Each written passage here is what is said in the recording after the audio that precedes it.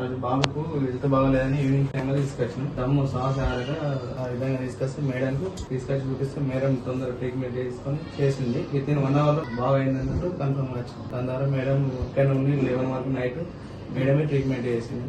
ఇది యాక్చువల్లీ ఏంటంటే 11 నెలల బాబు అంటే బాగా దమ్ముతో వచ్చింది. హైపర్ రియాక్టివ్ ఏవీ డిసీజ్ అంటారు. దమ్ముతో వచ్చింది శనివారం నాడు సాయంత్రం 6 గంటలకి. ఇది 2 to 3 days నుంచే ఉంది, కానీ మేము ఇక్కడికి వచ్చేసరికి బాగా వీజింగ్ అంటారు. పిల్లి కుదలు ఈ దమ్ము బాగా ఉంది.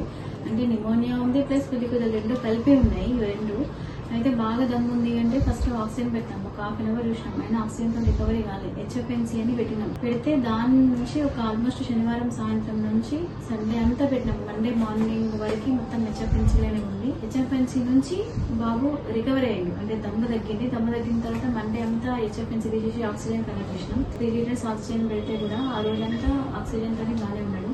అలా నెక్స్ట్ మంగళవారం నాడు మెల్లమెల్లగా ఆక్సిజన్ బినాం చేసి ఆక్సిజన్ లేకుండానే ఉంచినాము. బాబు దమ్ము కంప్లీట్ గా తగ్గిపోయింది. ఫీడింగ్ కానీ అదంతా కూడా మళ్ళీ స్టార్ట్ చేసినాము. కొంచెం తినడము కొంచెం అంటే కంప్లీట్ గా యాక్టివ్ అయిపోయినాడు. అందుకని ఇవాళ డిశ్చార్జ్ చేయడం జరుగుతుంది.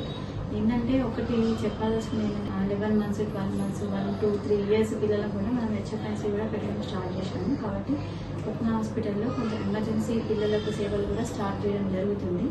ఇవన్నీ ప్రజలందరూ వినియోగించుకోవాలని